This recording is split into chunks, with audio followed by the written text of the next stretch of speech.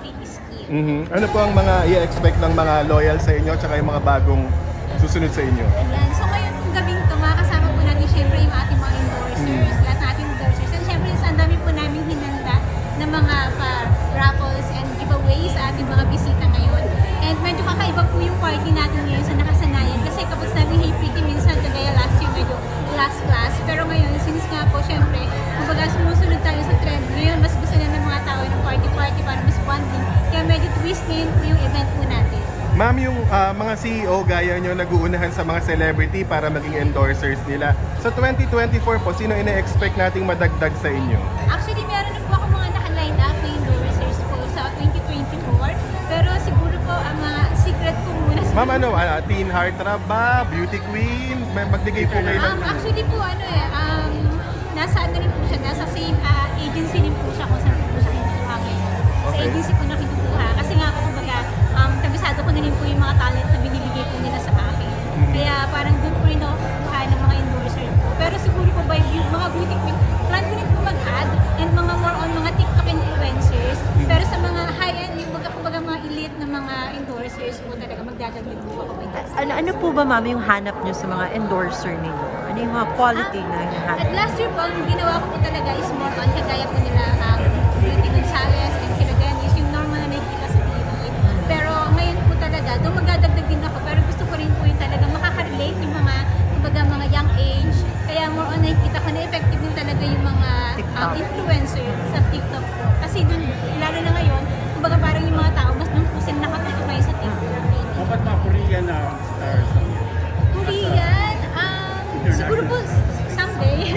Pero ngayon po parang hindi ko pa po siya nakikita sa... Ma'am, yung ibang mga CEO like you, pino-flaunt sa social media kung gaano sila kayaman. Kumikita sila ng ganitong million a day, ganyan. Kayo rin ba gagawin nyo yun sa 2024? Papakita nyo? Actually po, flaunt nyo po ba yung success? Honestly, parang hindi po siguro. Parang hindi po talaga ganun po yung personality ko. Opo. Though sa iba po, kumbaga parang yun ang nakikita ng mga tao, mas pinapollow nila, mas in-idol nila. Pero siguro po sa ibang way po, papakita sa tao na kaya kong mag-help sa kanila or kaya kong kumbaga matouch yung mga tao or makilala nila yung brand at the same time as me, as a CEO, hindi po siguro sa way na parang ipakita sa kanila kung ano meron ako. Kaya you have to, kumbaga, follow me or kumbaga parang, kumbaga, i-praise me, parang gano'n. Siguro in different way. Okay. So, anong opinion mo doon sa mga gumagawa? Ano, na-turn off ka ba? Or is it a necessity ba na kailangan i-expose mo yung ganyang earnings mo? Actually po, regarding po dun sa mga, kumbaga sa, ano naman po kumbaga, lahat naman po talaga ng tao, may kalayaan naman gawin kong gawin kong, kung anong nakikita nila na hindi naman masama, as long as wala naman po silang tinatapakan tao, and nakikita nila na effective yun sa kanila para mas makilala yung brand nila, wala naman, hindi naman po ako against po dun. Pero siguro po, depende lang din po yun sa personality, kagaya ko po, hindi ko po talaga siya nakikita na parang personality ko po. Pero po sa kanila, nire-respeto ko po yun kung ganun po yung, kumbaga yung way nila para i-introduce yung sarili nila sa iba. How would you sum up in 2023 for AP? 2023, ngayon po currently, yung last po na nagpa-interview po, parang 20 branches lang po ako. Nakaka-excite kasi ngayon po, 32 branches na po yung clinic ko. And napakadami ko pa po mga plans. And by 2024, plan ko po sana na mag 50 to 100 branches sa po yung HPK Aesthetic Clinic po. And nakakatawa kasi nga po, before parang mga stand-alone lang po yung mga branches ko. Pero ngayon po yung SM, yung mga Robinsons, and yung ibang mga establishment po is talaga nililigawan na rin po ang HPK para kumbaga mag-list po sa area po nila. Franchise mo na? Franchise mo na? Ngayon pong taon na to, pina-franchise ko na po siya. Nung pinasok po si Zainab, nakita po ng mga tao na parang, kasi nga si Zainab, alam niyo naman po, kumbaga masa siya. At the same time, yung level po niya is may mommies and young age. Kaya talagang hinapot po niya yung mga clients din. Kaya ngayon po, ang ginawa ko po, nagpa-franchise po ako para makita ko magiging maganda ba siya kapag pina-franchise ko siya by next year. And effective naman po kasi marami rin po akong tukumang franchise ngayon. Paano nyo iniwasan yung favoritism among the endorsers? Meron ba kayong Opo. Actually, lahat po talaga sila mahusay naman, nagpe-perform naman po ng magaganda. Pero talagang wala po akong favoritism. Lahat po sila special sa akin. So lahat po sila tinitreat ko rin ng pantay-pantay po. And lahat po sila nagpe-perform din ng mahusay. Ano sabi niyo sa sumunod na talents or mga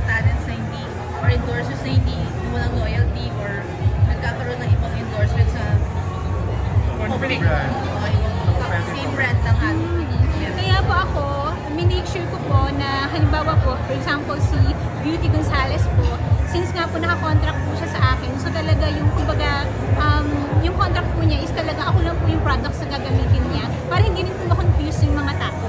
Kasi po minsan kapag halimbawa ang pinopromote po niya is ganitong products, so kaya pampaputi, pampaganda, tapos meron siya ibang products naman na gagamitin. So magkakaroon ng confusion po sa mga tao. Kaya ako po talagang nag-sit down po kami ni Miss Beauty, pinatry ko muna sa kanya yung product, yung nagustuhan naman po niya, even po yung quality ng products namin. Kaya so far, parang sa amin po, sa mga endorsers ko po, wala naman pong ganong issue. Na kumbaga parang hatian kami, kumbaga sabon ko, tapos ginagamit din ng iba, so wala pa naman. Itong Hey Pretty niyo ba, ma'am? Kasi, di ba, tinatarget nyo na rin yung masa. Would you say ba na, yung iba kasi yung isip nila, luxury pa rin yung ganitong bagay. Hindi yung ano na, i-invite nyo na lang, i-urge nyo na investment ito for confidence, hindi lang siya yung pangpaganda. Actually, ma'am, ang katotohanan niya, kaya rin po talagang nag-boom yung Hey Pretty Clinic. Kasi po, since ako, galing po ako sa humble beginning, talagang wala rin po talaga ako. So parang iniisip ko, paano kaya darating na pagtubaga yung mga tao is makuha ko sila? So parang nilagay ko yung sapatos ko sa kanila, paano ako mag-a-avail sa isang clinic na wala naman akong pera. So ang ginawa ko yung clinic ko maganda, aesthetic, lalo na yung mga tao ngayon gusto nila Instagrammable yung mga, kumbaga yung mga pinopost nila. At the same time, affordable. Ang pinakamaganda pa po sa Hey Pretty, kasi cash installment po siya, so hindi mo kailangan ng credit card. Cash lang po, pwede ka na mag-installment. Kaya ngayon talaga, kaya sa Hey Pretty rin po, mabilis po siya lumaki kasi nga po, napaka-flexible po ng aming terms sa mga tao. Kaya college student or working or kaya non-working, talaga pong kumbaga nagiging client po namin from class A to class 2. This year you had your first male endorser in Today's.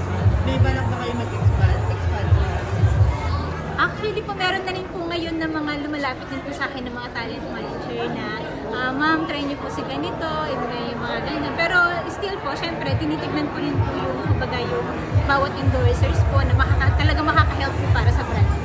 Ano po ang Christmas, New Year's wish? Sorry po. Christmas or New Year's wish? New Year's po siguro, ngayon po is siyempre po, magkaroon pa po ng maraming branches at magkaroon pa po ng branches sa Mindanao and Visayas. So yun po talaga yung pinaka-goal ko since wala pa po akong Visayas and Mindanao. Ano ba, ma'am, gusto nyo, last question lang, ma-feel ng mga pupunta sa Hey Pretty pag alis nila, confident, Na hindi kailangan maging mahal magpaganda at hindi kailangan po na kumbaga parang gumastos ka ng malaki at the same time isang bagsakan kapag magpapaganda ka. So yung pagpapaganda pwedeng maging flexible para sa lahat and affordable